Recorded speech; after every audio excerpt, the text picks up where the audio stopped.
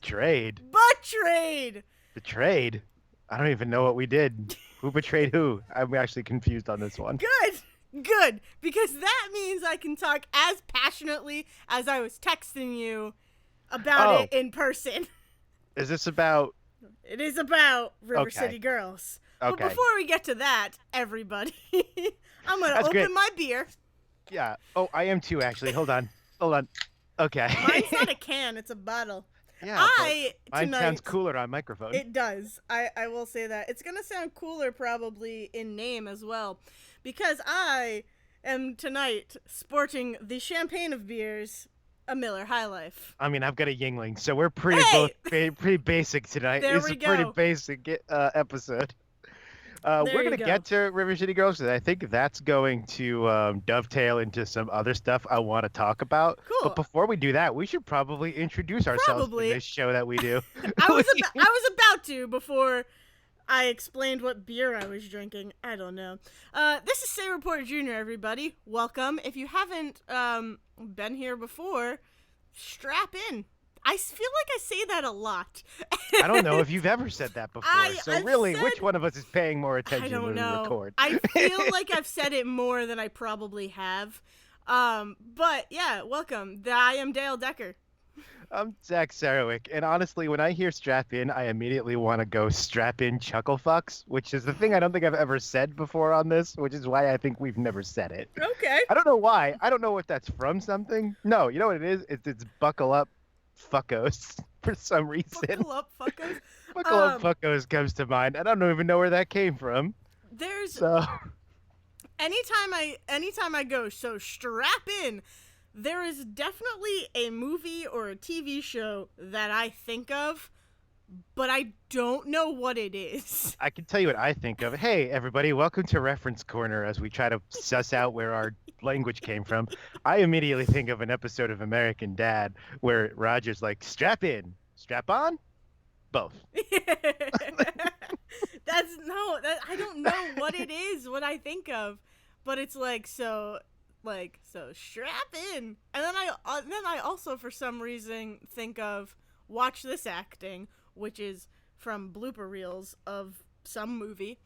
God, not even the movie. It's from a blooper of the movie. Yeah. I think it might be Role Models, or it might be The 10, or it might be I Love You, Man. Is the 10? The 10 is Paul Rudd. It's a David Wayne movie. It's about the 10 Commandments. Okay, never mind. I was thinking Adam of Brody is in it. No, I was thinking of a movie with Milo Ventimiglia where they get like 10 dares to do or something out of their high school. It's bad. It's a bad movie. It was called something before they called it just like the 10 or something like that, where it was something with a number and they ended up renaming the movie to just the number. And I can't remember what it was. Interesting. No, Yeah. I don't know. But yeah, get Like ready. 10 everybody. dirty. It might have been like 10 Dirty Deeds or something was the name of the movie, and they named it just the 10 10. Deeds or 10 or the 10 or something. Anyway, now that we're done guessing at our own references, where our references come from, the most esoteric opening we've ever done on this show. It's gonna happen. It's just our thing. Either you like our banter or you don't. And I've seen our numbers. You do not. Anyway. Hey, there's some people who are fans because people are like, hey, I listened to your episode. And I'm like, that makes me feel nice. Yeah, that literally never happened to me. And also, I've never looked at the numbers, so I'm just saying that as a joke. Oh, as our numbers, no one is. Who wants a fantasy football update? Fantasy football update from Zack's fantasy football team that's falling apart at the seams. Dayle, I don't know how to football. That's what I learned this week. I had such a strong opening in beginner's luck, and then I fail miserably. So you lost this week? So, yeah, because first off, Antonio Brown's a jackass. Yeah, so I was going to, because here's the thing. I don't follow football, like the news of it. I really only follow it when my dad is home and he's watching it, and I'm like, oh, cool, these two teams are playing. I like football, I just don't follow it. So yes, please explain to me what happened. So Antonio Brown I don't remember how much of this we talked about last week. I think we got to the part where he was playing for the Patriots, Yes, but yes, like we he was did. playing for the Raiders. He got in a bunch of shit with them. They Mm-hmm. dropped him like a sack of fucking potatoes, Yep. or he walked away, depending on who you ask. And then And the he got, Patriots walked up to him with a check yeah. and said, "You play for us now." Yep. And then 2 days later, Mm-hmm. He got a hurt, right? trainer, no, he's fine, but a trainer from, I think, the Raiders, I'm pretty certain she was with the Raiders, came forward and was like, "Oh, yeah, by the way, Oh Antonio God. Brown sexually assaulted me," Jesus. and got more graphic than that.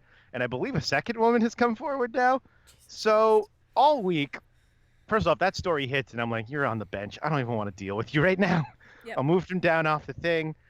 The way that a fantasy football league, at least the one through the ESPN app works, I don't know how standard this is that on every team you have a quarterback, two wide receivers, two running backs, a tight end, a kicker. You have the defense spot, so the entire defense is under one statistic.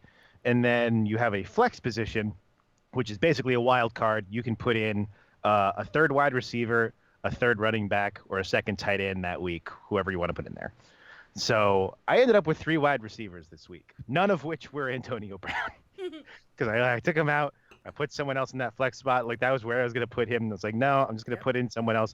And it turned out that was fine. He played this weekend and he got a number of points, but like not any more or less than the other wide receivers I played. Well, So that's he good was at not least. going to help me in this situation anyway, Good. which means I don't have to feel at all conflicted because like these accusations come out and already I feel like weird. I think I talked about this last week that I feel weird about like gamifying these humans who are Yes. already gamifying their body Mm-hmm. anyway. Mm-hmm. So Yeah, you did like mention that. so like when you start to get into like people making accusations about like serious shit, I Mm-hmm. feel even worse. Yep. Like in the NFL, notoriously terrible at dealing with these types of accusations and domestic assault accusations and all of these other things. So I was like, I just don't want him. I don't want anything to do with him right now. So I move him out. He does moderately. It's fine. Doesn't do anything to have any effect on me other than he's just sitting on a list I don't want to look at. Mm-hmm. Cool. But then you get to the tight ends. Oh God. And I moved the tight. So the guy, I don't even know their names anymore, and I'm too lazy to look it up. But it was Andrews, and It's I want to about say how Howard. I've pictured week 2 to go. I don't remember their teams, but I'm pretty certain Andrews and Howard are their name. Oh my God. I want to say Andrews is playing for the Chargers and Howard plays for the Buccaneers. I'm Oh pulling that God. out of my butt. But Andrews is the guy I have playing the first week, and then a bunch of news comes out that his foot is hurt. Now I'm like, oh, that's kind of an important part for the kicker. I bet that's probably a bad thing if his foot is hurt. I'm going to take him out and put Howard in. Was it his kicking foot though? Oh, wait, no, this wasn't even, sorry, this is tight ends. This isn't kickers. Yeah. Ah, dumb. My kickers are just also mediocre. Sorry. Oh. Tight end. Also, by the way, I mean, feet are important for all football Well, players, yes. really. You tend to run on those. Yes. But, like, they say something about a foot injury, and I'm like, I'll just move the other guy in there. Doesn't matter. Yeah. I also had a strong misunderstanding of when I'm allowed to move people around on my team. We'll get into that. Great. So, like, I've got the tight end, and I move Andrews out. I move Howard into the spot, and I'm watching the news all week, and they're like, "Oh yeah, well, doctors say this or that about his foot. He's gonna chest out some stuff on Wednesday with practice, and then we'll see how it goes." And I'm like, "Okay, cool." Don't really hear anything. Nothing updates with the news story about him at all until like Saturday afternoon.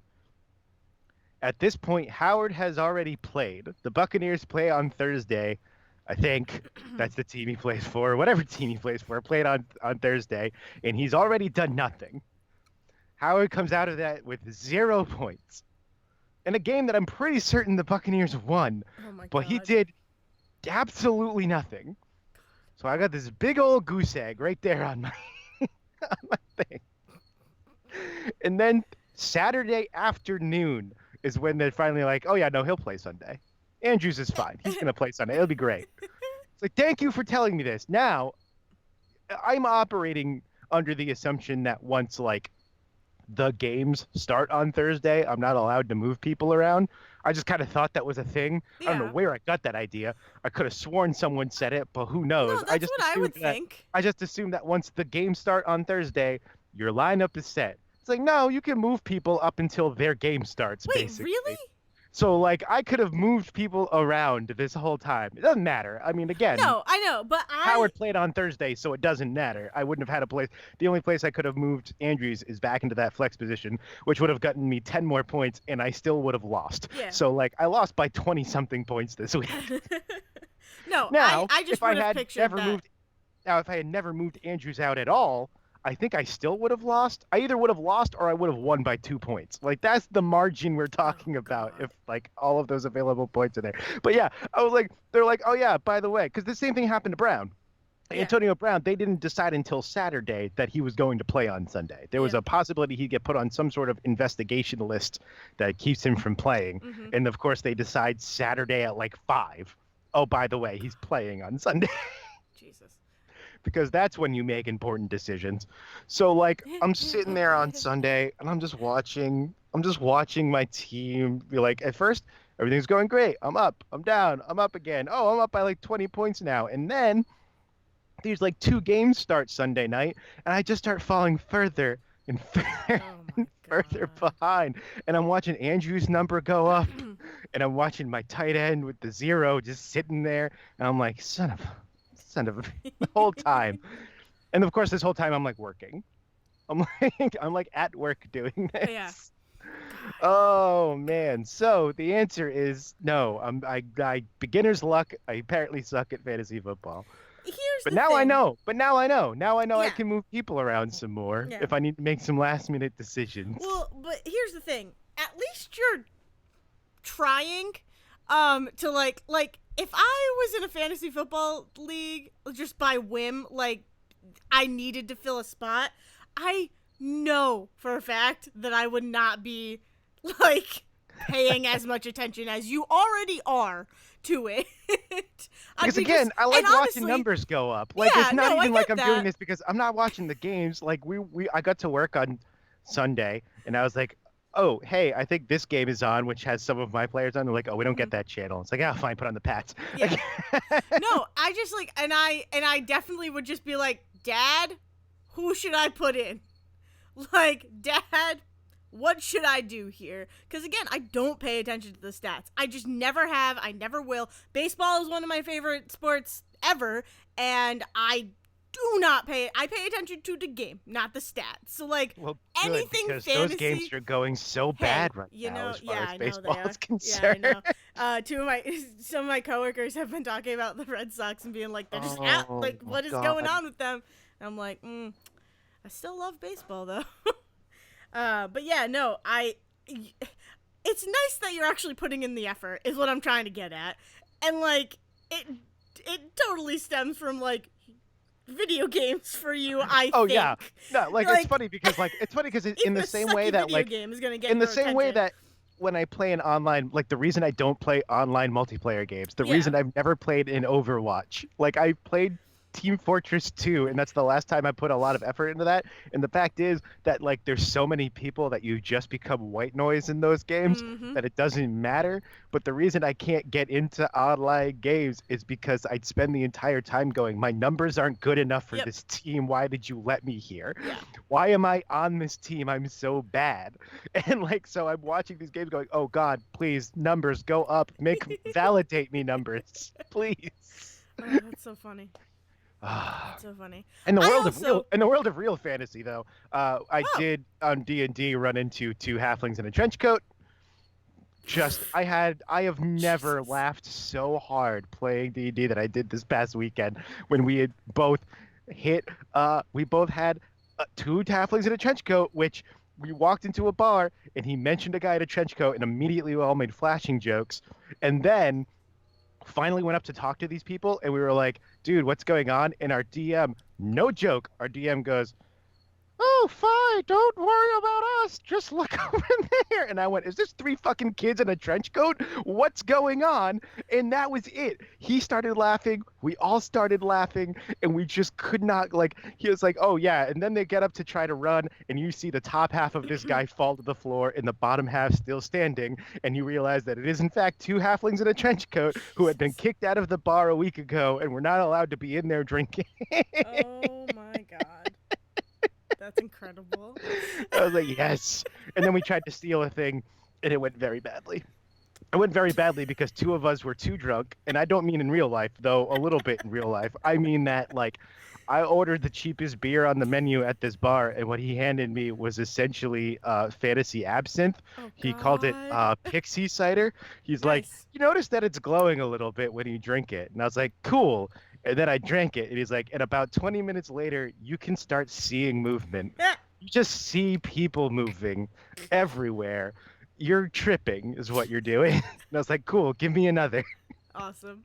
And like me and another character kept getting drunk while the other three planned a heist for no reason.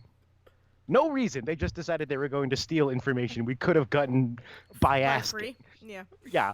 And instead they were like, we're going to steal this information from the police station. And so we're like, well, we drunkenly stumble down the street and we see something happening. But because we weren't there for the heist plan, we don't realize that there's a heist going on. So now we're drunkenly out in the middle of this crowd trying to distract them because we think our friends are in trouble. And really, one of them is invisible and trying to steal something. And the other two are like trying to distract others, but we're distracting them just by being us. Oh, it was a shit show. Oh, we are not Oceans anything. We I are mean, not oceans anything. oh, it was bad. I was Oh doing my street magic God. for children by the end of that. And I'm a fighter. I'm not a magic user. I'm literally doing card tricks and just hoping to distract people. Oh my! It's children, evidently. Well, the only people that was what we got was you're so bad at this. Only the children are paying attention. That's great. Oh my god. But how have you been? I've been good. Except I was betrayed, but I've been good. Other than that, I do have one more thing to talk about before we get to the betrayal, that's but fine. if there's Do it anything up. else you want to talk about? Oh, I have other stuff to talk about that's happier than the betrayal. Yes, let's do the happy stuff first. I mean, Control is still incredible. Where are you in that now? I forget. Okay, Oh, so you're doing things that I don't have access to. Let's talk about that for a second. Yeah, we'll talk about that for a second.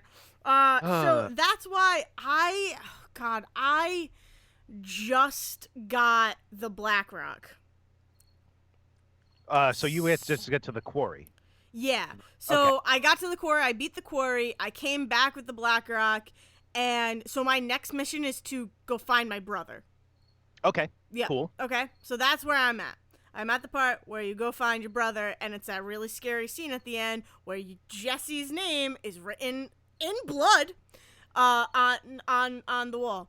So yeah, so that was cool and really creepy. And I was like, well, I'm not doing that now. I'm gonna go do some lighthearted shit because I don't think I can handle this. Oh man. And so instead, I was like, all right, maybe I'll go, I don't know, try and find this X-ray object of power.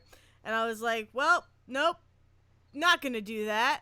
Oh, I have to go listen to, and I had this mission in my, mission list for a while. I don't even know how long I've had it. Yeah, but it's so like, you go and listen to imagery experience guided listening, pretty much. Guided meditation. You Guided go to listen to meditation. guided meditation. And what I learned very quickly, because I was Googling this trying to figure out why, I had definitely been in the room and I couldn't figure out why I wasn't I finding Googled anything. it too, as soon And I as you saw texted me. I saw the very obvious like tape recorder I Yep. probably should have been getting, and there was no connection to it. It's like, what is going on? What is not clicking in this game? Is there like a glitch or something? And finally I looked it up and was like, oh, it's because when you get, so I pre-ordered the game, but I pre-ordered the basic game. And by Yeah. pre-ordered, I mean literally the night before, but still counts as a pre-order. Me too. So, but I did the $60 base game, which means I got, there's a couple of like I thought, high-end mods that you get for that, and the outfits. Like that's what yeah. you get for pre-ordering But the game. for some reason, I thought with the standard edition, you got this extra mission. No, that comes with the deluxe because Yep, I think the deluxe also comes with the season it does. pass, It comes with maybe. the Yeah. season pass. Yep. So yeah, so you get the exclusive side mission with that. And because I was Which. like, well, I'm not paying for that, I never once committed to memory what Mhm. that mission was named. Mhm. So Oh, when it's you started it's called talking about this isolation. mission, right? So when you Yeah. started naming this mission that you had, I was like, that doesn't sound familiar at all. Yeah. It's like because summarily wiped it from my Yep. memory the second I realized I wasn't gonna get it. Yeah. So So because I'm crazy and was like, well, I'm just gonna buy this. I'd say because you're prescient, because you realized how good this game would be. I, looking at this, going, oh, I understand that I like this game looks cool, but I'll never, I've been hurt before by pre-order bonuses.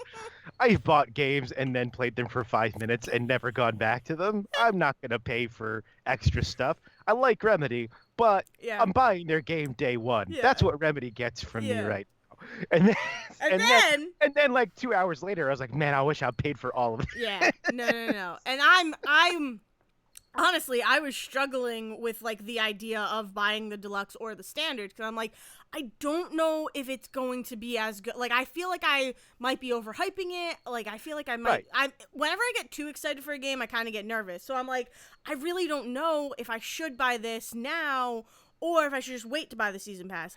Right. But And even honestly, it was. and even with Remedy, like I loved Alan Wake and Quantum Break doesn't work for me because Microsoft screwed it Exactly. over. Which But, is not like, Remedy's fault. for me. That's a Microsoft issue from Yeah. all I can tell. But like that's the thing that like I look at Control and go, I really liked Alan Wake and Quantum Break was like just didn't work and I don't know if I should give them more money. I'm going to give them the 60 and I can always Yeah. like because then I'm like I'm going to buy the DLC that comes out later. So they're going to get Yeah. more money out of Yeah. me than if I just bought the deluxe edition Yeah. anyway. But the thing was, is like, yeah, and I was jumping off of the Quantum Break wagon, so I'm like, I loved Quantum Break, and this looks like it's gonna be Quantum Break-esque. So I was like, I need to do it. And plus, if you bought it as a PSN member, you got it. It was like 12 extra bucks, I think, for the. I don't remember. Right, it if was I like did 60 the math and then like right. 72. Like yeah. it was very So very after cheap. tax, It wasn't like 80 or 90 no, dollars or after anything like tax, that. it came to like 77. But then I did the math afterwards, and like if I just bought the season pass after falling in love with this game, I would have spent like close to 90. And I'm like, okay, good. I'm good. I'm happy, and I'm satisfied, and I'm very happy with what I did. But it also comes with this fucked up crazy mission. Yes, written by not well, at least voiced by. I don't know how much by. he had to do with right, but voiced by the wonderful, the stupendous, the completely insane Yep. Hideo Kojima, Yep. the man behind Death Stranding Yeah. and Metal Gear Solid, Which who has like is problematic in his own ways. Not like super problematic. Not like we shouldn't support him, but like we should all talk about Quiet from Metal Gear Solid 5 one day. A character who literally has to be quote unquote has to be half naked because her skin has to be exposed to the sun for something unless you break that entire idea by buying a specific outfit that almost covers everything and breaks the entire purpose that you wanted to just make a half naked woman. Hideo Kojima. Anyway, I like Hideo Kojima. we're gonna move on He's from not that. a perfect Holy he's not a perfect shit. man. Yeah. He's not a It's perfect man. crazy. But Um. we're all gonna play Death Stranding and we're gonna love it. It's gonna be terrible. Anyway, Yeah. I don't know. But yeah. so tell me about these guided meditations. So these 'cause guided I'm never gonna meditations, see them. you're only ever gonna watch a video of them, or actually you might get it through getting the season pass, but it's nothing story based. It's just really weird, and you're gonna It's more like the experience extra. it itself. Yeah, it's like, more the extra shit going on around just the oldest house. exactly. Like yeah. It's like other in you know, research kind of going on, even though this is definitely part of the like psych area and it is part of the research, but it's part of the like psychotherapy and all of that. So I get into this one not wholly even understanding what I'm about to enter, and Which is like the entirety of Control. which is what at this Control point. is. Like, So I walk up to I'm like, finally, okay, you know what? I'm not going to deal with this whatever is waiting for me when I go find my brother, but I'm just gonna do something lighthearted, right? This seems fun. It seems like I'm just gonna sit in an isolation chamber and the game is gonna talk to me. I'm down with that. Nope. So you do that, but the stuff that is being described to you is really, really out there and like cool, but out there, and like very over the top in order to get to its point. Oh, of course. That sounds So like Kojima, yeah, really. so so and it's great and it's beautiful, it's gorgeous. I loved every second of it, but like afterwards, I'm like, wow, like I got what you were trying to do, but you went over the wall with this. So it's two guided listenings, imagery experience things, right? Oh my God. Yeah, there's like eight And words for what comes down to whatever guided whatever it is, meditation. it's Yeah. it's guided, guided imagery experience, whatever. So I do the first one, and there's only two, and I thought there was going to be more, but I'm okay that there's only two because I don't know how much more it could have handled. But so I do the first one, and you put in the tape, and you pick up this note or something, and it reads you a little something about what the thing is, and then you lose control of Jessie, and she walks into an isolation chamber and lays down, closes the lid, and then darkness. And it's just a voice of, it's Japanese, and then an interpreter. And the interpreter is, welcome to the guided whatever, listening imagery experience, whatever. And he goes, I am Dr. I can't think of it. It's Yoshimi. Oh, I looked this up because I had to look it up. Yoshimi Toero Tomio, maybe? Yeah, something. I can't remember. But so he introduces himself, and then he goes, now close your eyes. To which I was like, well, this is not going to be a playable part of the game. I'm going to close my eyes for a second. And so I close my eyes, and I'm like, wait, no, it's probably going to be something. So I open my eyes up again, and it's darkness still. But you can like lightly see that light is coming into the frame, and you can see the outline of Jessie. So I'm like, oh, okay, what the hell? And then you can start moving the camera, just the camera. So I'm like, all right, cool. So I just have to watch Jessie's subconscious listen to this tape. That's cool. Like, I'm gonna see what kind of stuff she does, like, reacting to the tape. But then it starts explaining how, imagine you're on a beach or in a forest. I think is the first one. Imagine you're on a beach, and you hear the gulls and you hear the ocean of the sound of the ocean, blah blah blah. Oh, look, there are 3 trees. And then you turn the camera, and there are 3 brightly like ghost looking trees in front of you. And then it goes on to explain, oh, the trees look really sad. Perhaps they don't have enough love in their life or something like that. And they're like, why don't you go up and talk to the trees? Give the tree a hug. Have you done the plant talking side quest, by the way? I've seen a God. thing yet. No, I have not. Oh man. So yeah, no, I know just about love it. that. I just love that this is like come back in a random DLC side quest. Okay. Anyway. But it's like maybe they're sad that they're not loved or something. They don't have enough love in their life or whatever.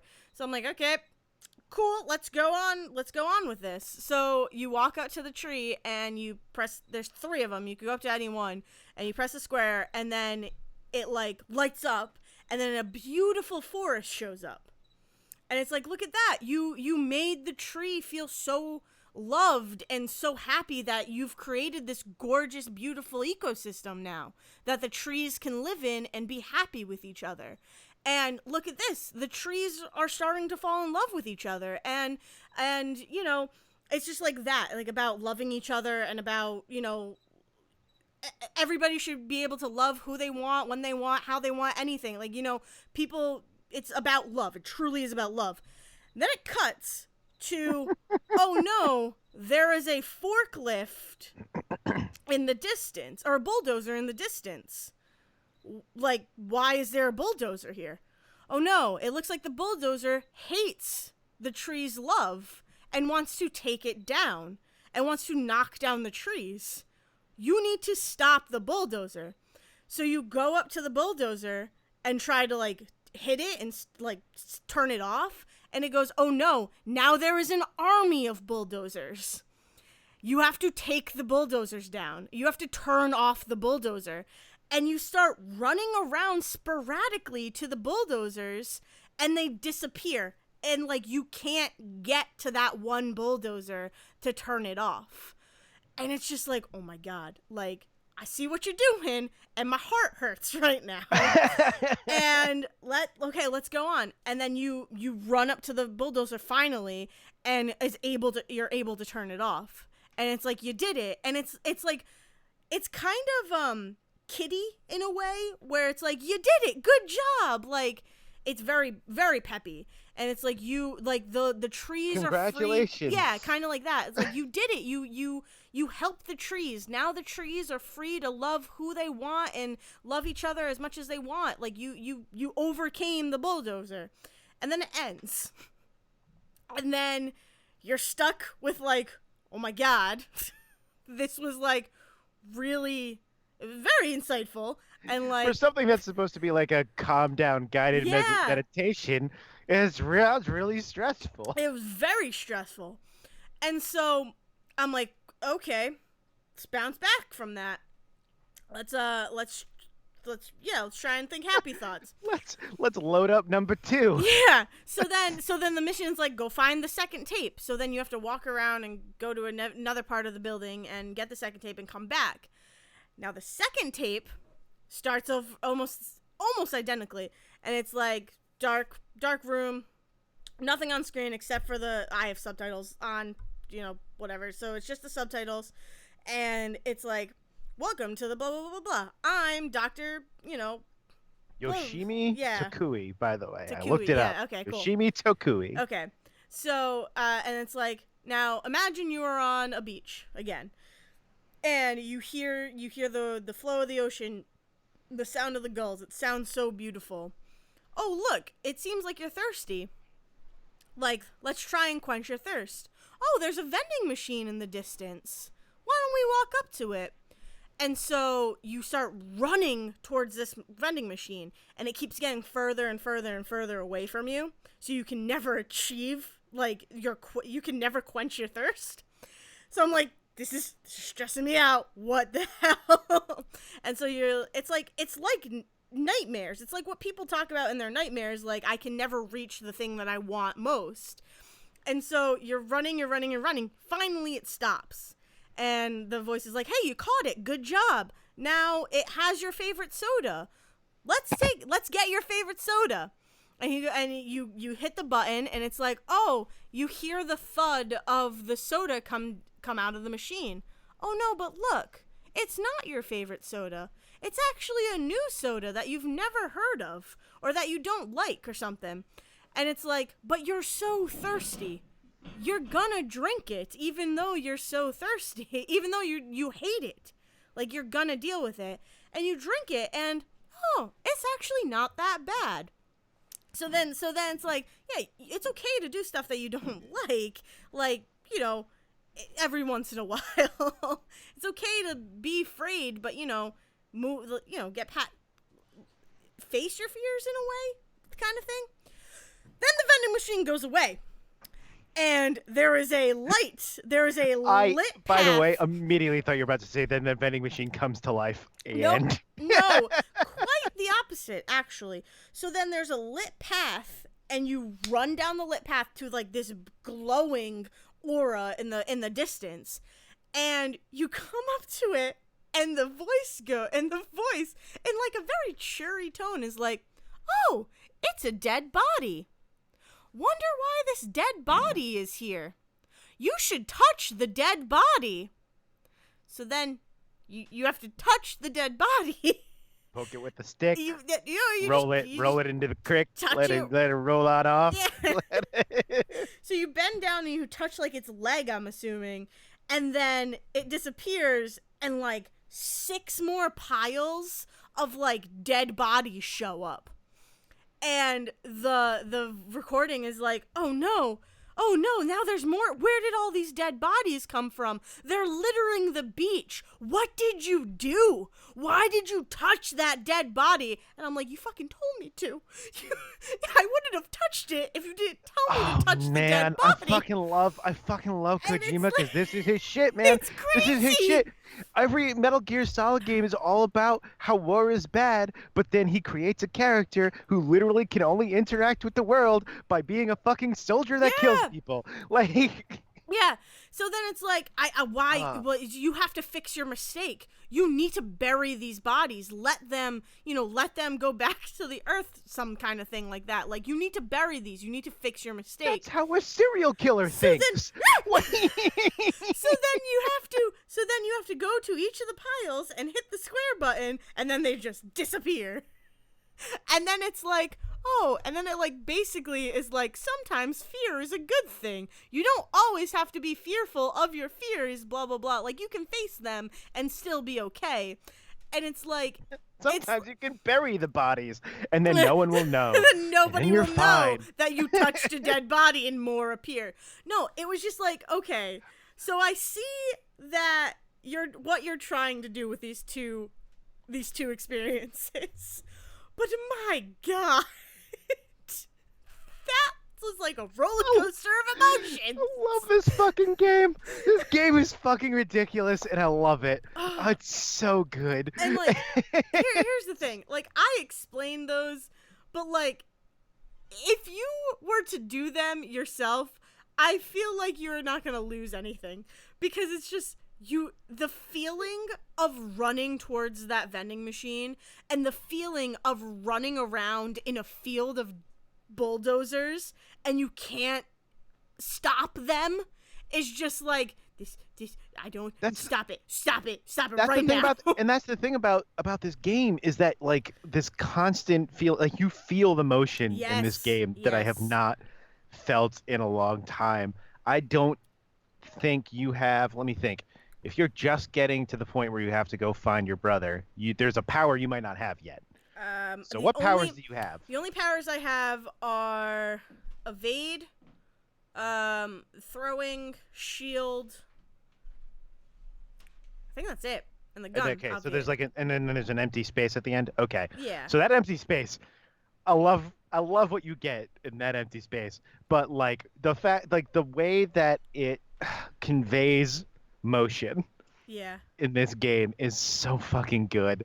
And you feel yourself running through these hallways and like dodging shit and like falling off of things in a way that it's just like, you can't just talking about it doesn't make it feel right. Yes. Like, even when you take a control point, even like the idea of like, the way you open fast travel points is that you come to a place where like a specific point in space has been duct taped off on the ground, because it's like kind of an area that's like a very specific energy point, which doesn't convey the feeling of like watching Jesse sit there and like crouch down and just like holding square for 10 seconds, and it still feels good every time I do it. Well, it feels good, but it's like I feel like I am putting so much pressure on my controller when I do that.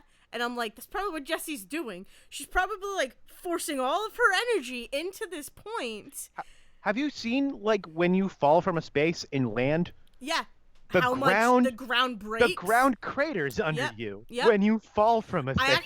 I noticed that for like the first time a couple of days ago, and I was like, that's incredible. And it's like when you hit the melee button by accident the first time, and you watch her hand come out and everything in front of you flies up and explodes. Yeah. It really, like, she's fucking strong. She's strong as all shit. And at no point during that game do you feel like you don't even get not that this is a bad thing with Captain Marvel, but you do not get the cockiness of Captain Marvel with Jesse, but you get the same. There are sometimes you do. Yes, there are times that you do. There are times that you do, but there are times when let me put it this way. They convey that cockiness in a way that makes you realize that she's hiding the fact that she's scared as shit. Yeah. Whereas Captain Marvel walks in the room is like, I'm the fucking best in this room, and she believes it, and I think it's awesome that she believes it, and Yeah. she walks in and does it. I think that Jesse walks in the room and says, I'm in charge here because I'm the director, and then in her head goes, fuck, why am I the fucking director? I don't Yeah. want to fucking do Yeah. this. Yeah. Like, Yeah. There are sometimes I would argue that Captain Marvel is not. She's like, I just need to do this because this is what I need to do. I don't think there's times where I think she's scared. yes, Yeah. yes, you're right. I just think Yeah. that like it's played very differently for like It's the same played effect. differently. Yeah. It plays Exactly. differently for what feels like the same effects. But Yeah. I just love the fact that like Jessie walks in a room. I love having that inner monologue because she's talking to Polaris the whole game, Yeah. where she just walks in and is like, "I'm gonna make this decision," and everything I say out loud sounds super confident, and everything in my brain is like, "What the fuck, Yeah. man? Why am I? Why are you fighting with me about this? I just want to ask this simple question, Yeah. but I can't yet because I don't trust you." Yeah. No, Ah. I think she's super, super. Yeah, I She's don't one of know. my favorite. She's one of my favorite video game characters. Which is great to think that Remedy has created now three of my favorite video game characters in Max Payne, Alan Wake, and now Jesse Yeah, Faden. I Like mean, I love all of them for different reasons. And when I say Max Payne, I don't mean Max Payne 3, which Remedy I don't think had any part in and is a very different game. mm, But the first two Max Payne games are so weird. yeah. They're just weird like noir comic books that you play through. But like Well, I love, and I just they I need write to these characters so well. I need to play Max Payne and Alan Wake. But the thing about Jesse too for me, and like it could, I don't know if it's the same. I don't know if it's, you know, but it's Jesse feels like a Jesse feels like a modern and strictly in like timeline, like present day Aloy in a lot of ways. Yeah, And that's probably why she has become one of my favorite characters of all no, time. I can Because totally see that. She's Aloy has that cockiness, that confidence, like I'ma do this. This is what I'ma do. I'm good at this. I might not be so sure of my actions, but it doesn't matter. I still know that I can do this.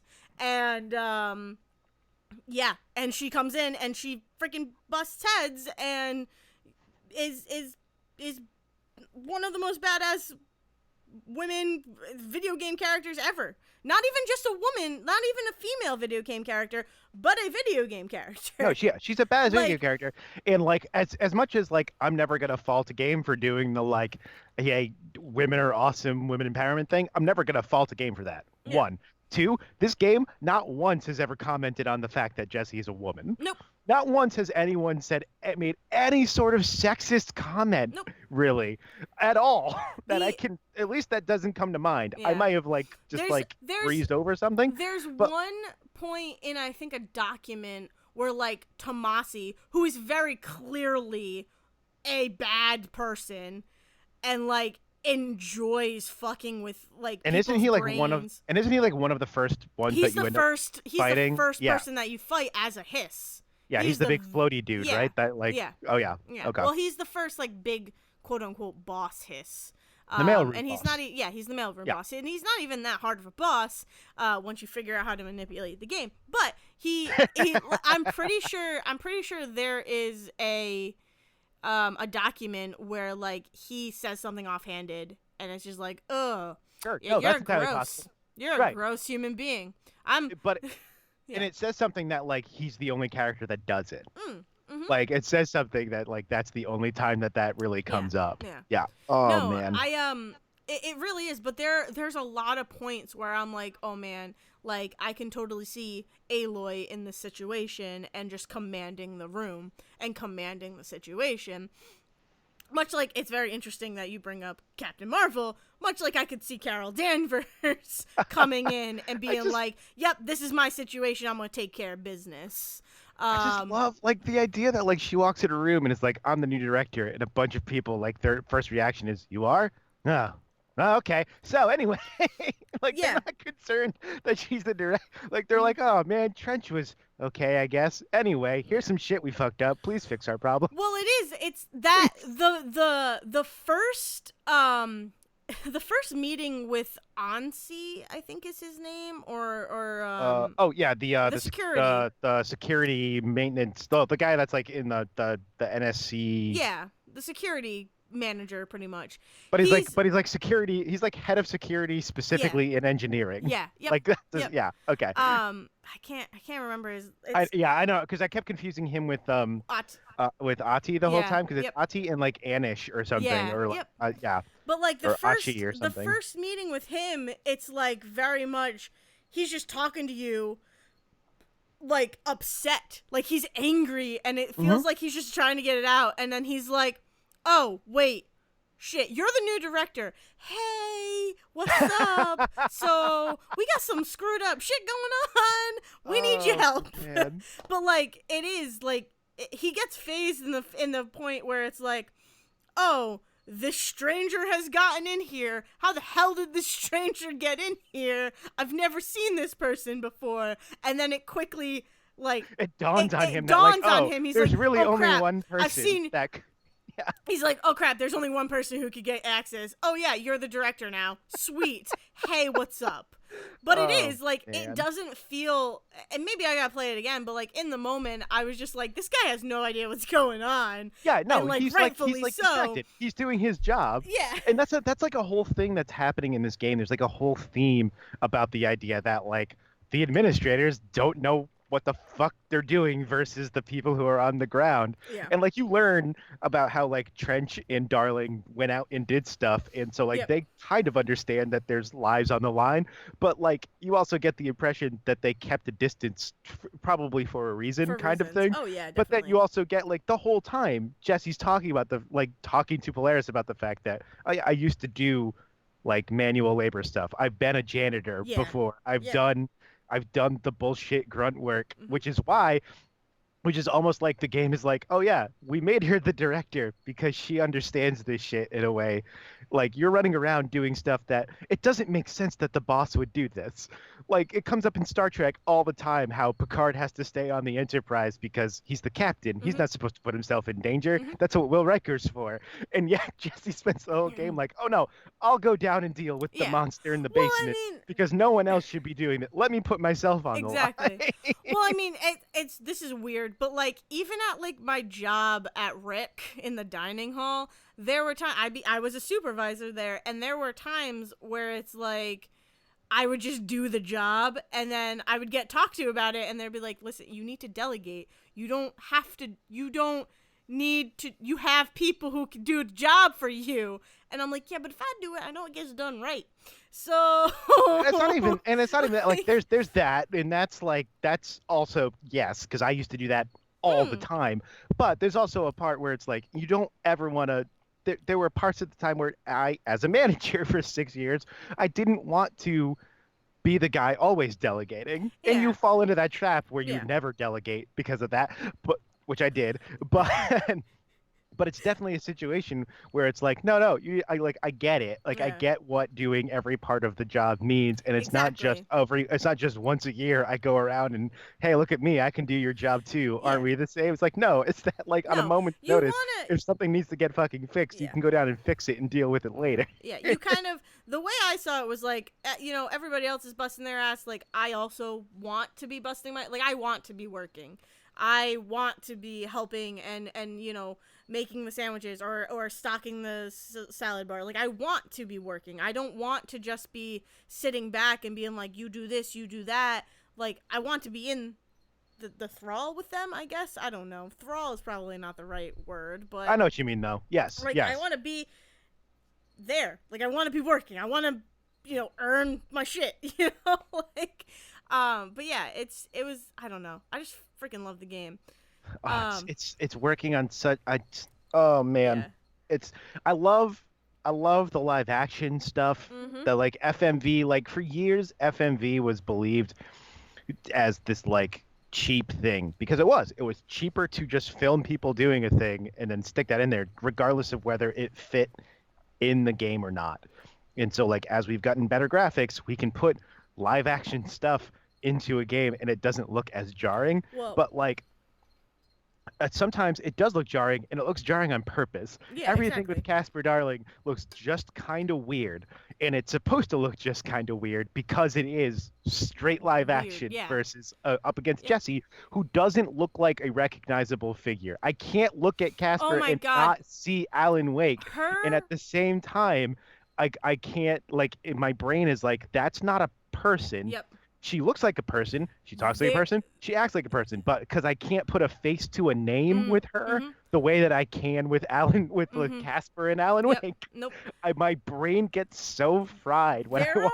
There are times where I legitimately kind of get a like scared of how lighting hits her face, and it's mainly the eyes, her eyes. There Mm. are times where like I will move the camera to like go in front of her, to like see her talking, and the light will be shining on her eyes in this way that makes her eyes look like possessed or demonic or something, and I'm like, oh god. Catches the And pupils like red eye in a yeah, but it's photo. like Yeah. platinum, like this bright white with like platinum blue in the middle, and I'm like, oh my god. Have you What just seen happened? Have you seen Blade Runner? Because you're No. describing replicants right No. now. That No. was like the tell. That's the tell in Blade Runner of who's a replicant and who's a Mm. human. Is that every now and then the light would go across their eyes and you would see the reflection. See the And for yeah. years, the thing with Deckard and I almost said Han Don't Solo. spoil nothing. Harris. The thing with Harrison Ford's character is that there is a literal split second frame in one scene where you kind of see his eyes do that, and Yeah. for years it has been debated whether that was a thing that just happened or if it was on purpose. In Well, like literal years, that is a question that has been asked well, about whether or not well. like Well, here's the thing, Zach. Now I gotta watch Blade Runner. yes you Because do, I've never Dayle. seen it, and now I'm just gonna be watching for that. God damn it, Zach Sarwick. Anyways, so um to move, what do you have? Some so you had anyway, something yes, else I have one more thing. before I I have start talking about gonna females in another video game? This is going to be a long episode, everybody. I'm sorry, but it was a busy week, weirdly enough. So, I Yeah. did something literally last night. Oh God. I did the most Silver City ass thing I could do in Providence last night. Let's put it that Oh, way. okay. Which is, where do I want to start? How much do you know about the music of Juno? Like the The the movie movie. Juno. Nothing, because I've never seen that movie. Really? I I haven't know. rewatched it in a very long time, and I know that it probably wouldn't hold up. But I know what will hold up, and that's the soundtrack. Okay. Because so I might know like a song off of it. the soundtrack is largely comprised of music from one artist. Her name is Kimya Dawson. She used to play with a band called them. She used to sing with a band called the Moldy Peaches, and then she did some solo stuff. And like 90% of that soundtrack is her solo stuff and like Moldy Peaches music. And there's like two or three other things that are just not, but most of it is her. So I don't really feel like going back and rewatching Juno anytime soon because I don't care. Yep. But I remember that the music in that, like, I fell in love with the music of that movie. And in fact, the Kimya Dawson album, Remember That I Love You, where a bunch of that music came from, is still one of my top albums of all time. One of the first ones I bought on vinyl. Oh Like, wow. I love that album. Mm. So I follow her on Twitter. I'm scrolling through Twitter the other day, as I do 90% of my time. Uh-huh. And she says, oh, yeah, coming through Providence on Monday, God. and just thought we'd put a show together at AS 220. And my brain did two things. It went, one, holy shit, Kimya Dawson's going to be 5 feet from me. And two, I've never been to AS 220. I don't think I have either. What am I doing Monday night? Nice. So look it up. $12. Come in. It's Kimya Dawson and a couple of other acts I've never heard of before. Sure, I'll do that. So I go to AS 220 last night, Mm-hmm. and I cannot stress enough how small this space is. Okay. Like the size, like less than the size of the basement you're sitting in right now. Because I've seen it, so I can actually put this into Yeah. context. Yeah. Like maybe a little taller, but definitely like maybe 2/3 the size of your basement, little bit Wow. higher ceilings. That is AS220. Interesting. AS220 is a club music space Yeah. stage Yeah. inside of an empty room that I have been hearing about since 95.5 WBRU still existed. Like all through high school and college, they would talk about shows that would happen at AS220. And in my brain, I had concocted some sort of magical space in my head where all of these cool places would go because I'd never been. Yeah. I'd gone to, there was a place here in Providence called the Living Room that's not there anymore. Mhm. My father used to go in the 70s. I went to a few shows there. It was one of my favorite spaces, and then it closed down and they like bulldozed the building. It's right behind where the IHOP outside the Providence Place Mall, Yeah. that kind of area. Yeah, like literally like across the street, there is a lot there that used to be the living room. Yeah. So like that's where I used to go. Like I say used to. I went to like 4 or 5 things there at most, maybe less. But I have been since I moved back, especially in having lived with the hippies out in New Mexico, been looking for like a weird kind of music space like that was just like literally a bar and a stage and nothing else. And so I go to AS220, I get there a little early, they have a bar next door, and immediately because I am a bartender now, I clock the fact that it's 2 coolers, a couple of taps, and like 4 bottles of liquor. And I'm like, okay. So like the hotel in the theater I work at. Yeah. Like this is a quote unquote bar next to the music space. And I'm already in love. I'm like, great, perfect.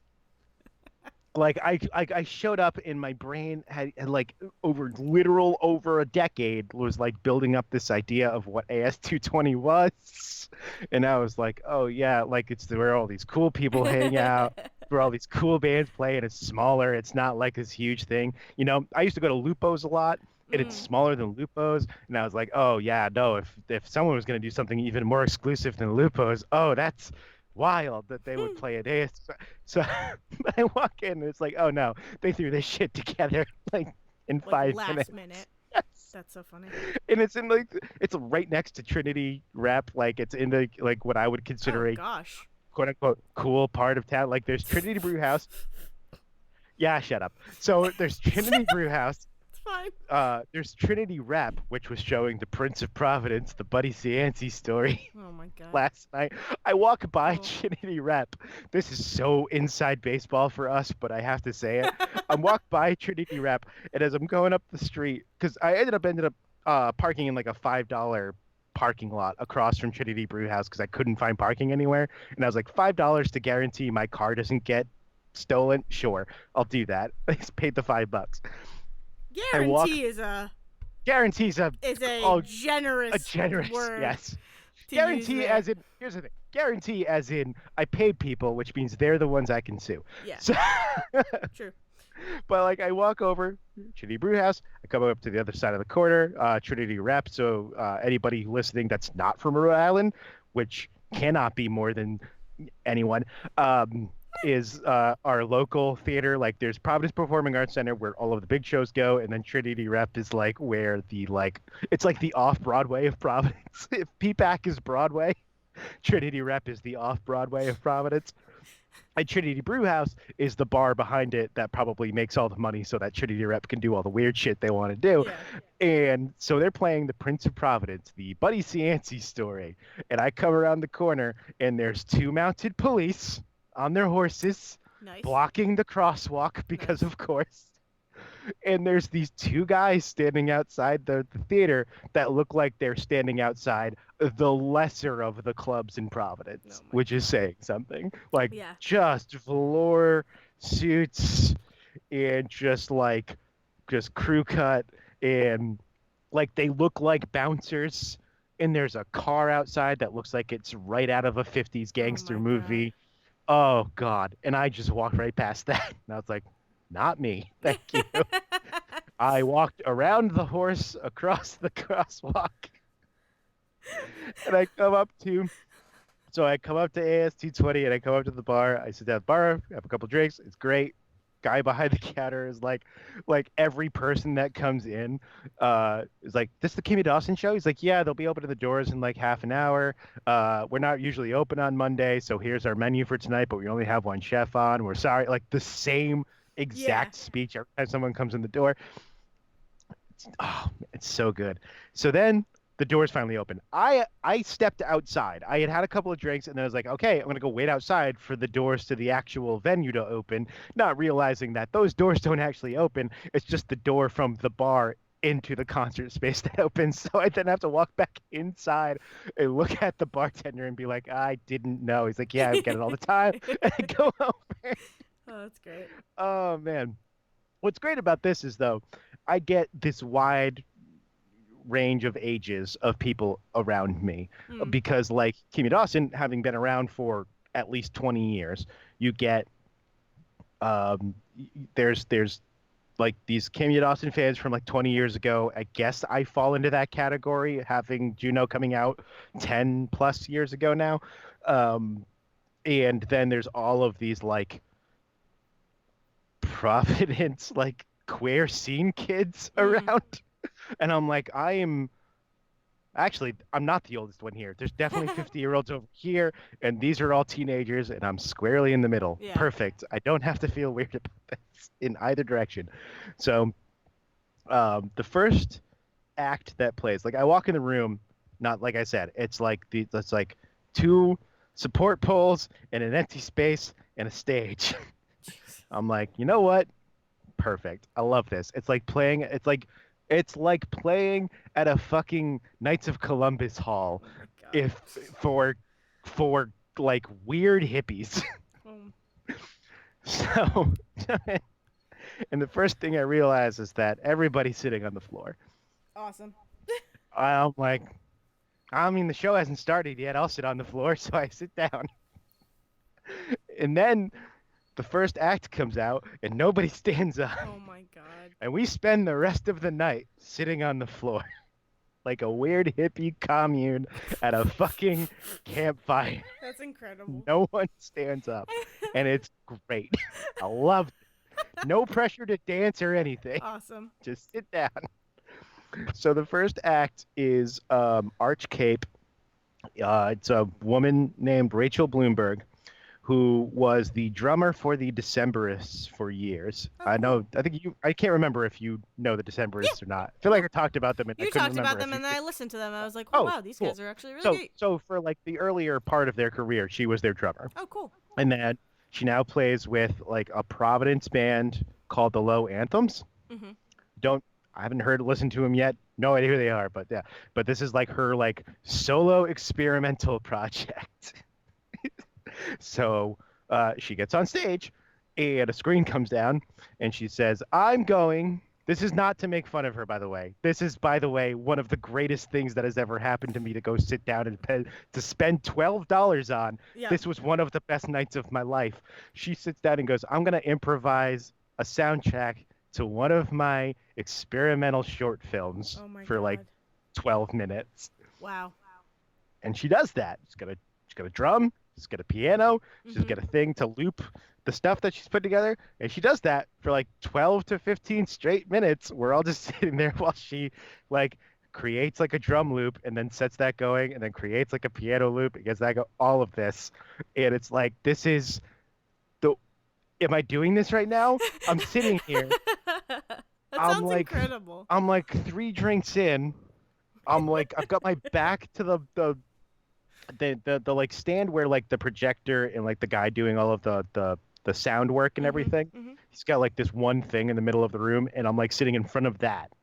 That's where I am. And I'm just like watching this and I'm like, yeah, this is my Monday night. Cool. So she finishes up, that's great. And then there's uh I just realized just now I forgot to look up their pronouns. Fuck. Trans this trans guitarist singer comes up. Your Heart Breaks is the name of the act. It's one person with a guitar. It's great. They played like 5 or 6 songs, and it was amazing. Mm-hmm. And again, no one stands up. We're all sitting there listening. And it's got this whole like I said, like hippie campfire vibe. We're Yeah. getting like stories in between that talked about the fact that like, because all of these people are also from Washington, is like the kind of like Pacific Northwest area, is where they all kind of started, and so they're Yeah. talking about all of these people they used to play with, and like people who in the last like couple of years have like passed away from like drug overdoses, and like getting all these like super serious stories about stuff like that. I mean, it's all this great music. That's great. Kimya comes up. It's just her and a guitar up on stage playing, and I was like, oh my god, this is what I've been waiting for since I came back. I didn't go to a lot of concerts while I was out in New Mexico. I went to plenty of stuff like at the bar, and I Mm-hmm. went to a couple of parties and stuff like that. But this was like the thing that I missed about Providence, and Yeah. the fact that it was like the weirdest hippie shit I could have gone to. They had all just come from John Waters' sleepaway camp Oh my god. last week, and they were like, you know what? We really need some money to get back to the West Coast. So what Yeah. if we stopped in Providence and did a show? Oh my god. That's And so like awesome. Monday, so like they left there Monday morning. We're like, we'll be in Providence by like 6 o'clock. It's like cool. Set up like an 8 o'clock show. We'll be there. And we get there. That's awesome. So the whole night they're all like, we're fucking exhausted. We haven't slept for 3 days. Let's do this. And they just start playing. Oh man, it was so good. It was like the best I could. Oh man, I was so happy That's sitting there, awesome. just like sitting there for 3 hours on the floor, just listening. Yeah. That sounds like something I've always wanted to go to. Oh Sounds man, incredible. it was wonderful. So yeah, Archcave, Your Heart Breaks, Kimmy Dawson. Everybody should look those three up because they're all fantastic. Good, I'm glad. Oh Now man. let's talk about Betrayal. Betrayed! Betrayed. Alright, so here's the thing. I did not this is probably gonna be the more negative part. I don't know. It's gonna be like half negative, We'll half talk about it positive. because it sparked some thoughts in me day while I was Yeah. walking around work doing nothing. It So sparked some thoughts in me, Zach. So here's the thing. Disclaimer before, maybe not disclaimer, but yes, I'm about to talk about River City Girls. Yes, I'm and going the to ending spoil. of I'm going to City Girls spoil River specifically. City Girls. Devin, my brother, if you don't know that already, our brothers do a podcast similar to us. It's our sister podcast. They're the Say Similar to Report us, Gym. almost as if They it are the Say existed Report. before ours. Yeah. So Similar to ours. so Say Report, their last episode, it's called Spring Break, I believe. Dropped Devin last goes. night. I listened to it this morning. Yep, It's yeah, very good. I was listening to it on the way home.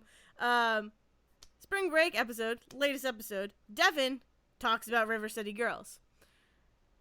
You should go listen to that, and also listen to this because Devin's probably gonna do a better, a nicer, like more elegant way of More describing, cohesive more way. cohesive, he way of explaining what happens in the game. I'm probably just gonna word vomit, and something's gonna come out, and it's probably gonna be really upsetting.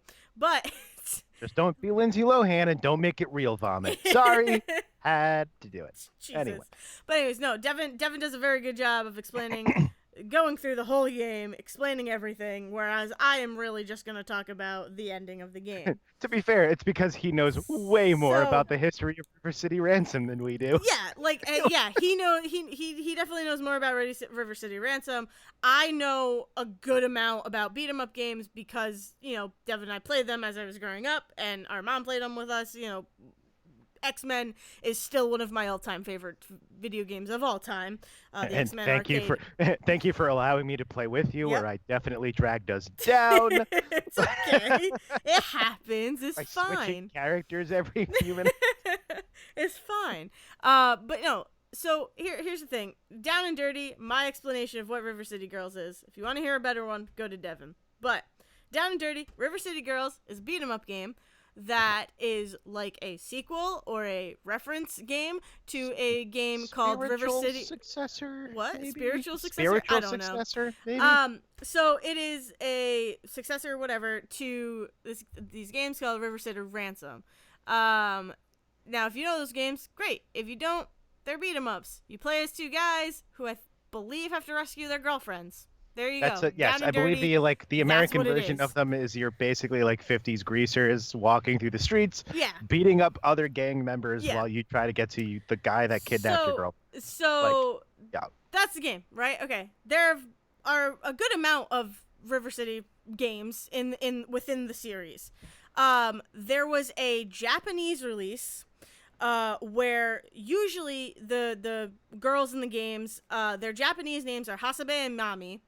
I think Devin said that their American names are Roxy and Cindy. Oh, I don't Roxy's the one I know. remember. Let's go I with don't Roxy and know. Cindy. Roxy and Cindy. So those are the original girlfriends, right? Hasabe and Mami is the names we're going to go with because they show up in this game. But there was a Japanese game where instead of Hasabe and Mami, it is Kyoko and Masako. And they play, the girlfriends in the game. They are also full-on playable characters in the game. So you can play as Kunio and Oh, Ricky right. Okay. and Misako Already and Kyoto. And already I was confused because I was like, I think I have this unlocked, and then you nope. put two extra names in my brain. Yeah. But yes, the whole problem is like the simple answer to that whole problem is the sequel added two playable women and changed their names from the first game, creating some confusion. Yeah. So and it's only for one game, and they're completely different characters. They are their own new, very different from what I can tell, characters that you can play as. And I think it's like the first time in the River City series. So what River City Girls is, instead of the guys, you were playing as the girls. You were playing as specifically Misako and Kyoko. And The second girlfriends? The second girlfriends. These are the girlfriends who only appear in a Japanese release game for like I don't even know what system. Devin mentioned it, but I don't remember. I believe it is like the Japanese NES, like the original like Japanese so, NES. So cool, like that's cool. Famicom? So if you know those games, like that's a cool Easter egg for you. If you know the history of the games, cool Easter egg. This game, River City Girls, is filled with Easter eggs to other beat 'em up games. Like Double Dragon is very prominently referenced. Like I'm gonna spoil it. Skullmageddon shows up, and I know him from Double Dragon Neon because Devin and I just beat that together. And I do not. But anyway. So Skullmageddon is the main antagonist in Double Dragon Neon. A Bobo shows up, who is a character who shows up multiple times in Double Dragon Neon as just another guy to beat up in like the spawn rooms. So yeah, so like there's huge Double Dragon things, but there's also River City as a whole references as well. So you're playing as Masako and Kyoko, and your job, you get a text. You're in detention, right? The whole story begins. You're in detention. Right. You get a text that your boyfriends Kunio and Ricky have been kidnapped. So the way to I'm gonna write that down because I need to remember this from later. Okay, yeah. Later Let me explain this, and then we will discuss everything. Yeah. So then the like logical thing in River City is violence. That's how everybody is violent in River City, which is like an ongoing gag. So instead of like calling the cops or something, Masako and Kyoko take it upon themselves to go save their boyfriends, which is cool. I'm down with that. If that's the way life is, that's the way life is. I mean, exploitation and also video games, like, yes, you're going to go fuck the cops. It's us doing this. We're going to solve this problem. Yeah. Yep. So then you proceed to play this video game as two badass females. Like, they are true and blue badass women, right? They are kicking ass and taking no names. Like, they don't give a shit. They're just gonna kick your ass because you are in their way of saving their boyfriends. Along the way, Hasabe and Mami show up, which again, haha, woohoo, cool Easter egg for the people who know these games. And they are, Devin described them as soup people, meaning that they look like soup. To steal Devin's thing, they look like they smell like soup. Which, like, Yeah, Oh my God, I never literally got less than there. 12 hours ago, I They heard him say that, and I still forgot. they Oh, just oh, for man. me, I never got there. For me, they just look like greasy, which I guess is the same thing, but they look like Don't think you greasy, want to have greasy soup, but huh? I don't think you want greasy No, soup. you don't. What do I know? But they do. They look like bad people. Like they look like villains. They look like antagonists. They have been coded to look like the people you want to Yeah, beat up. Yeah. that you want to be against. Like you and everybody in the game who is like an antagonist looks like just They look like gross. they look like They the undesirables. Yeah, they really do. Like they really do. And I feel a little bad saying that, but that's the character design. It's to show you these people are bad. These people Uh-huh. are good. And so the Wel- whole Welcome to time, video game design. yeah, You have exactly. to code people a The specific whole way. Ugh. time, Hasabe and Mami are like, "Oh, I wonder what Kunio and Ricky are doing." Yeah, because they're our boyfriends. Blah blah blah. Like they're very antagonistic towards Masako and Kyoko. And there's even a scene where afterwards Kyoko was like, "Well, those girls just seemed awful."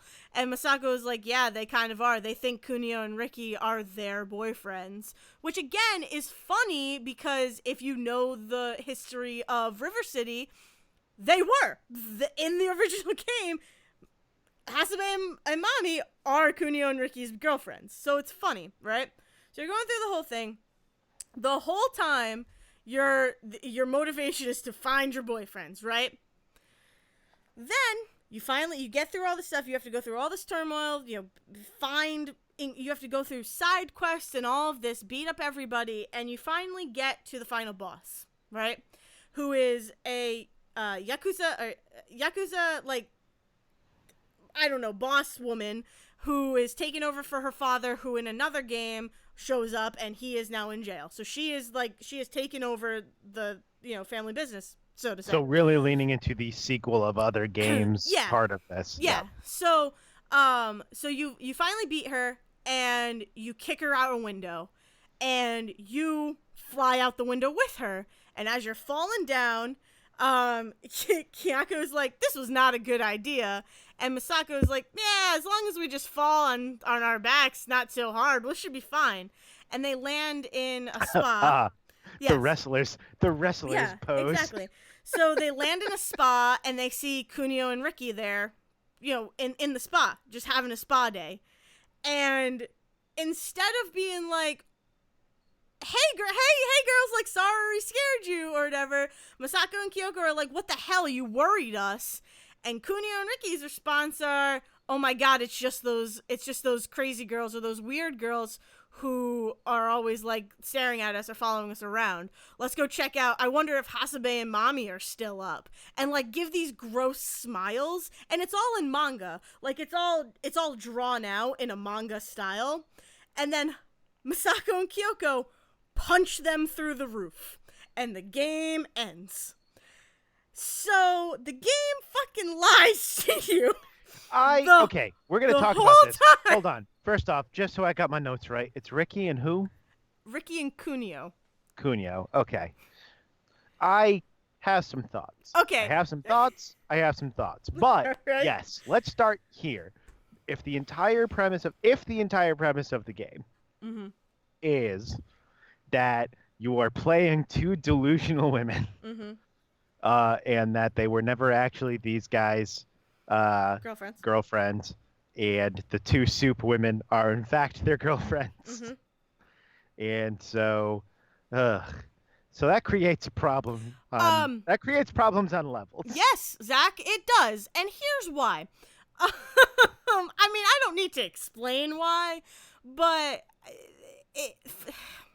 okay, so for me playing this game, right, video games are a thing for me. Whenever there is a strong female character, I am very happy. I'm always happy whenever there is a strong female character because, it's needed in the world. I am happy And whenever and there's I, a as a man, am not, and I'm upset with this conversation already. Anyway, you should put a disclaimer on that, because if someone just jumped in here hearing that, they might be like, well, fuck these guys. I just love to create sound bites that make me look like a jackass. um Anyways, so no, I I here's the did thing, praise it's Jesse like, earlier. Let's be honest. what? I did praise Jesse I know. earlier. I know. It was just Anyway. fun to say, Zach. No, but seriously, Uh, I uh, mean, I do fall into that category of, I am a female who plays video games. So, of course, like, whenever I get to be able to play as a woman, I'm going to take that option.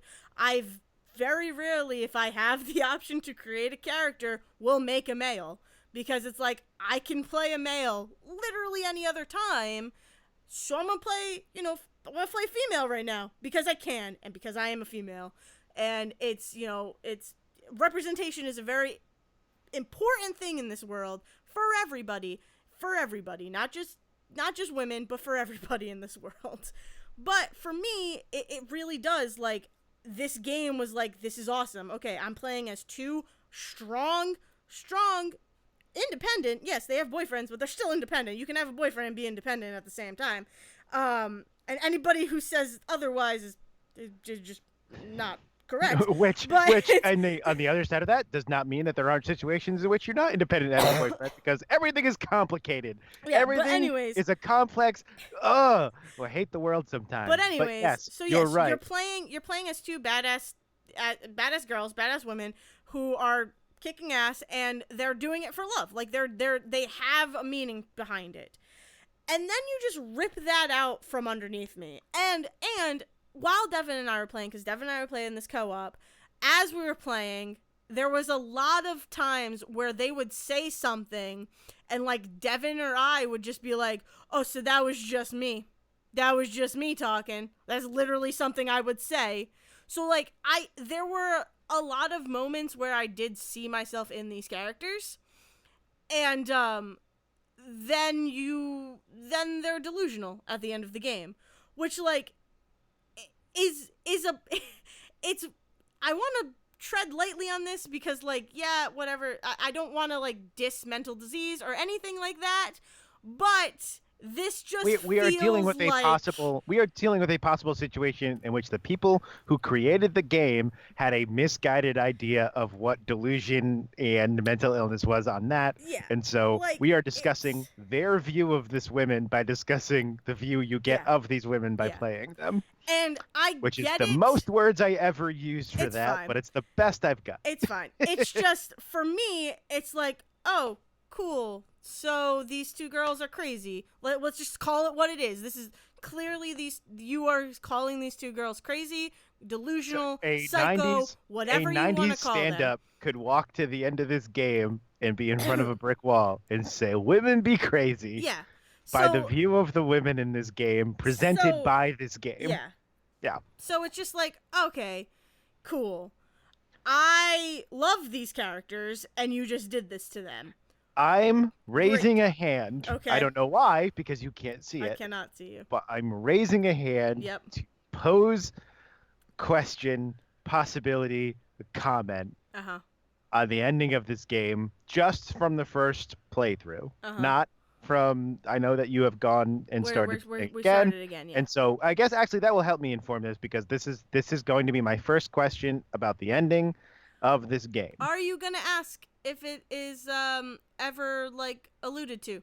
No. Okay. Because I listened to the episode today, and I know that that's alluded to, which actually might defeat the purpose of this question, but I'm going to ask it anyway. Okay. If you only ever played this game once, so you were someone like me, let's put it this way, someone like me, I play most games once and don't go back. There are a couple of games I have gone back to, but not very often. So I am playing this game. I get to the end of it. You get to that scene at the end with Ricky and Cunio at the spa, and they say, oh, it's just these women, and where's our real girlfriends? And then you punch the men out the window or something, I believe is how you describe that. So is it at all possible that Ricky and Cunio are the bad guys in this situation, in that they led these two women on that they were their girlfriends, and then were like, actually, they're crazy, and really these are our real girlfriends, and who are you? We're just ignoring you now. Like Well, like shitty dude, like I used you for whatever, mm-hmm, but this is my real relationship, mm-hmm. but you were just the one on the side. And the discovery of that is what prompted them to punch these dudes out a window. Is there Um, anything that like leads up to that possibility? I would say no. Damn. Okay. Because here's the thing. There might be one instance. So the things so yeah, okay, so Devin and I as we're sitting here watching the credits just upset. But we when we say betrayal, like we're joking around because like that was But like the very first thing out of my mouth when the credits started to roll was betrayed. Like but like literally. just to get the sequence of events correctly, you like defeat the final boss, you do the spa thing where you see them punch them out the window, credits, like Yes. that's it. That's Like that is how literally it. that rolls. That's Okay. how it rolls. That's The important. credits the Yeah. credits roll and then Kyoko gets another text, right? And then like it's just like, "Oh, you unlocked new game plus." Okay. But here's the thing.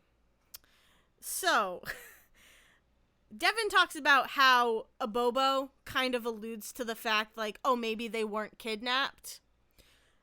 Yeah, okay, fine. There's that illusion, right? So what does a Bobo say? I missed that. So a Bobo Maybe. is like, they're like, you kidnapped everybody. Maybe you kidnapped our boyfriends. And he's like, I don't know. I kidnap a lot of people. I can't remember them all, but something like along those Okay. lines. So And not then not and then not he says, so no, that's no, no, okay. no. Sorry. Continue. And then he says, maybe have you ever considered the possibility that maybe they're not kidnapped? Maybe they just left you or something like that. Something along those lines, right? And they're like, they get defensive about it.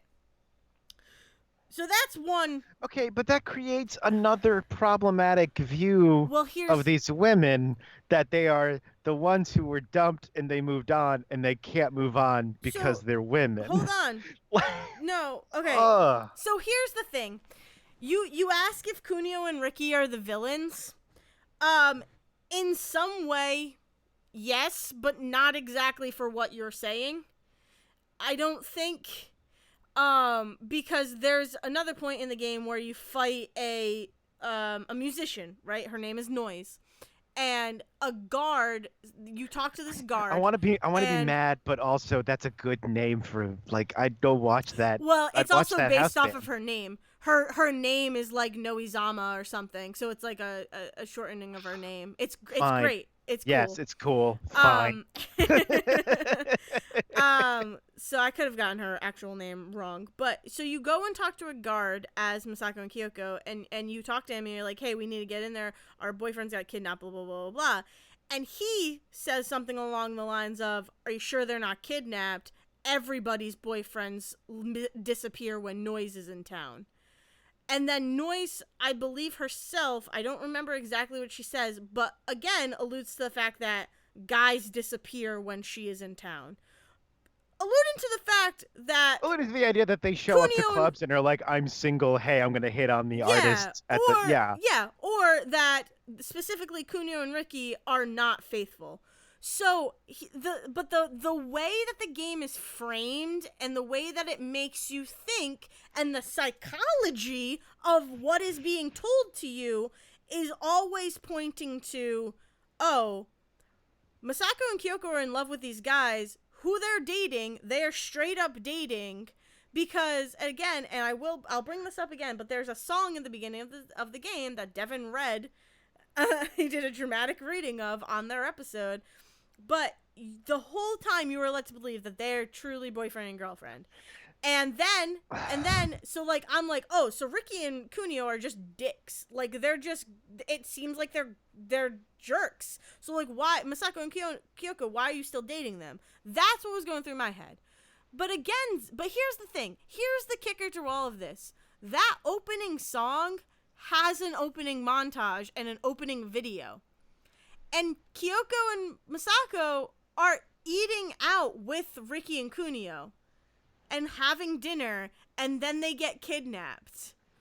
And then Kyoko gets a text message saying that Yeah, their boyfriends are that kidnapped. that was in fact going to be my next question. Is like, who sends that fucking text And message? you never find out. Oh, that's the thing. That's the thing. That's it. Like, you're right. That opening montage is the thing that ruins any idea of like, Everything. oh, we've left it open for fan theory about whether or not they're actually together or not. No, you specifically set up a situation in that opening in which they watched them get kidnapped and then get a ransom message. Mm-hmm. It's not like it's not even like the weird like the way that this twist should have happened is they get to the final boss and he's got the two of them tied up and he says, She, now you get, this is your final choice for boss is a saving your woman. boyfriend. But still, sorry, yes, she says then, Yes. like, she has them tied up, Yep. like, and says like, now I have your boyfriends, and that's when they say those aren't even our girlfriends, and you have like a whole conversation about it, and then it's like, oh, but you were at dinner with them when we stole them, so we thought this was your dates. And they go, yeah, but we've got a bunch of side chicks, and make it like a whole thing. You Yeah. don't leave it that ambiguous. You make it like I straight up, make them say, oh yeah, yeah. we were fucking with them.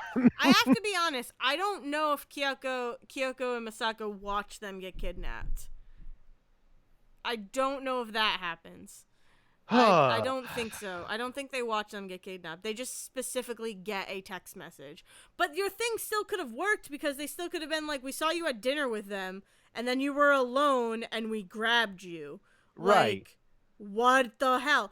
Like, you need to make it more clear that if the situation is that they are like, if they are unfaithful to Yeah. either these characters or Yeah. the soup characters, Yeah. But you have it's to just make it like, clear that they are doing something. yeah. Otherwise, it's There's just too Yeah. confusing. There's really, and I'm sure if we go, and we have been going back through, and we have been being like, oh, maybe it's because we're fighting zombies now. Like, hey, there's a delusion. Like, I guess that might allude to it. There's just not enough. There's not Right. enough to If back up this ending.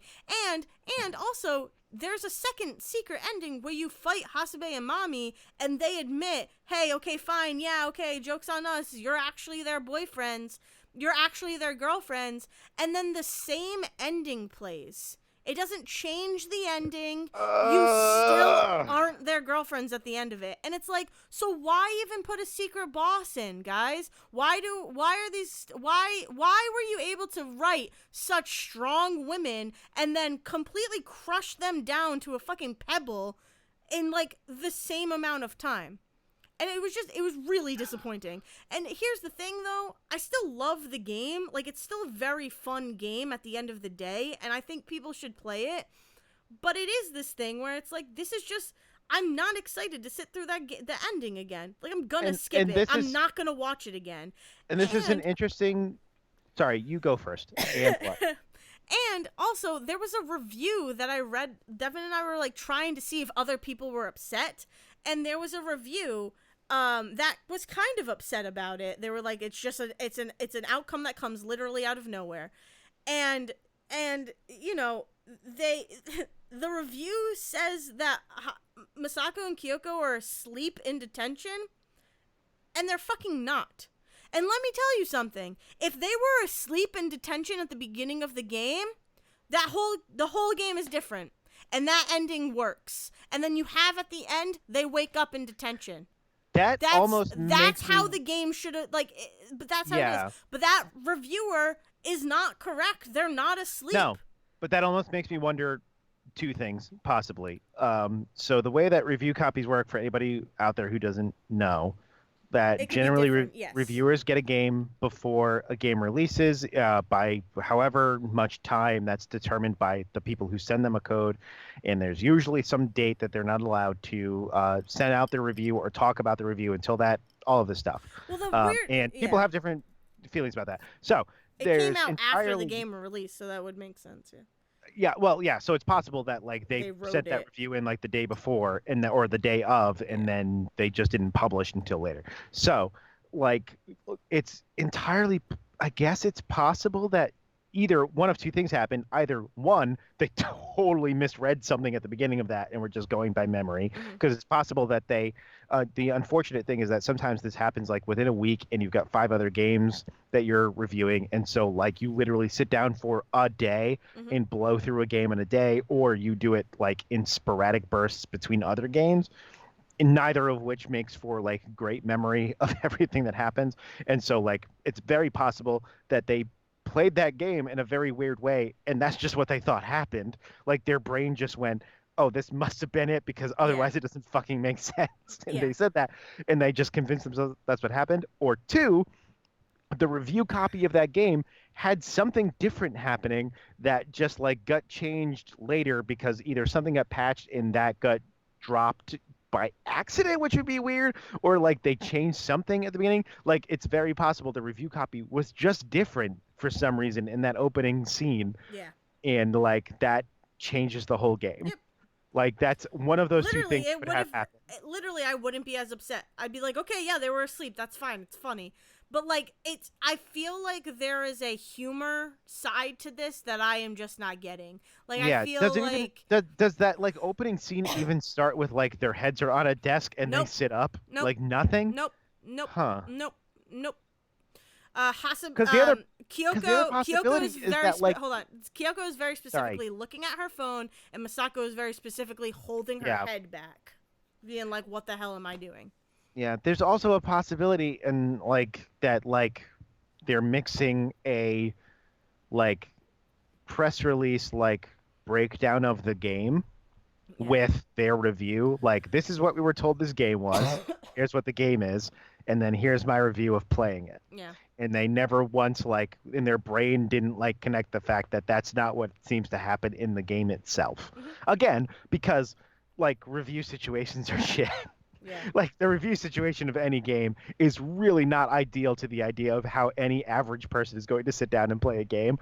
And No. so like No, not it's at all. very possible that they got a thing months ago that was like, this is what River City Girls is. Hmm. And then they played the game and they went, well, this is what I told it was.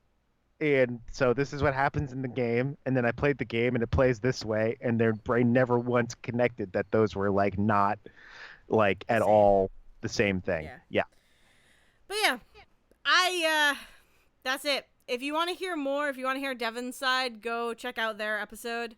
But it just kind of ruined the whole game, and it's like it's a little bit hard going back through and playing and being like, this, like, none of this is valid. Like Well, you literally made everything in this game invalid. and especially when you're players like us, because we are both very story heavy players. Yeah.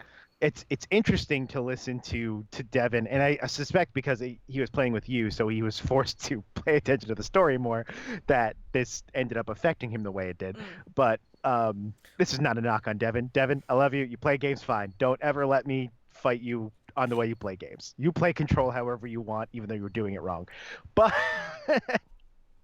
To be we fair, play I did games. tell him he could not beat it before. No, I'm not even talking about that. I'm talking about the fact that we got into a long conversation about the way he was playing No, I Control, know. and I my read brain, it. like my brain was like, oh, he's skipping all of the cutscenes and all of the story stuff. When like what's probably really happening is he's watching the story important cutscenes that come up as you're playing, and he's just not picking up every document like we are. I realize that that's probably he's not completely insane, and that's a totally valid way to play the game. Anyway, um, like there's a thing to like a twist in a story can be good if it's written well. Hmm. But I think that there's a thing where a lot of writers and a lot of people who are writing like not just games are constantly chasing film in a way they shouldn't. That's a whole other conversation. But like I think what happens is that a lot of people get their idea of what makes a good or funny story or like a funny thing at an end is like let's just throw a twist because a twist is just a thing, and they don't think about the fact that there's like a lot more that goes into a major twist than they're really thinking about. Like Sixth Sense, there's a bunch of clues before you get to the twist at the end of that movie. They might not be good clues. You might have some misgivings about how that was handled, sure, but I think the fact that like red is important and Bruce Willis never touches anything, very important things for getting up to the end of that movie. And like Usual Suspects, which came up in this this recent Say report. Not going to go into what that ending is, but like there's a reason that rewatching that movie is fun. Hmm. In The Prestige from Christopher Nolan, there's a reason rewatching that movie is fun because that is a movie with two twists. And I think it's very interesting that people remember one of those way more than they remember the actual really good twist to that movie. There's a Hugh Jackman twist Yeah. and a Christian Bale Yep. twist, and everyone remembers the Hugh Jackman twist because visually it's mind blowing. Yeah. But I think the Christian Bale twist is the better twist in that movie.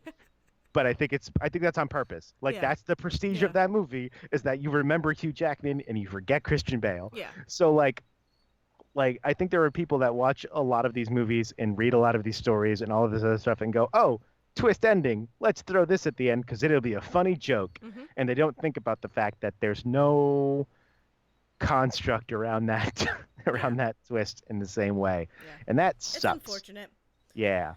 But yeah, that's it. That's all I got. I'm good. Go play Control, everybody. Seriously, I'm never gonna stop not saying that. It's gonna be like my top game of this year. Yeah. Maybe top three because Death Stranding and Pokemon come out this year. Control will still be in my top three in some configuration. It might still be better than those. Here's the thing. I'm excited for Pokemon Sword and Shield. I also expect it to be a Pokemon game. Oh yeah. So unless they like, I know they're doing all sorts of things, but unless that game gets really mind blowing, it might be my number three. Might be my number That's two. fine. We That's don't know. fine. That's fine. But like, still, like, there's a lot of good games this year and a lot of stuff coming out. Control, just don't overlook it for. I mean, I don't think it's being overlooked anymore. I think there was a lot of fears about that when it first came out that people were going to be like, oh, like 3 people are going to play this game and champion it and no one else is going to play it. I think it's been like one of the top games Oh, it definitely the has. last like 2 months. So like do that and then go back and find Alan Wake, find Quantum Break in some way that you can play it because like that It's game is very cheap and on and Xbox. On Xbox. yeah, that's the thing. And on Xbox, it works. I Yeah. think it's just that on PC it doesn't. Nope. So on Xbox, it's working fine. So go get that so you can watch fucking Littlefinger and Iceman fight it out. Oh man. X-Men X3 was Yeah. on AMC today, and I watched it muted at work. Incredible. But yeah. Yeah. But yeah, you can find us on Spotify. You can find us on iTunes. You can find us on your favorite podcast apps if you search Say Report Jr. That's Say Report JR. You can find us on YouTube. Up to episode 60 is now available on YouTube. Woo! That's Hotel for Cosmogs, one of my favorite titles we've ever created for a show, is there. If you search Say Report Jr. again, that's Say Report JR on YouTube and at Say Report Jr. on Twitter. You can find us there, and then you can find us individually. I am at Zerwisky. And I am at Dale's Brain. And with that, I think we all should go get some ice cream. Take it away, Liz. Thank you for listening to The Say Report with your hosts Dayle Decker and Zack Sarowick. Please follow the guys on Twitter and Facebook by searching for The Say Report, and you can always subscribe on your podcast channel so this is delivered straight to you and you can enjoy it every week. With apologies to your mother, we'll see you next time.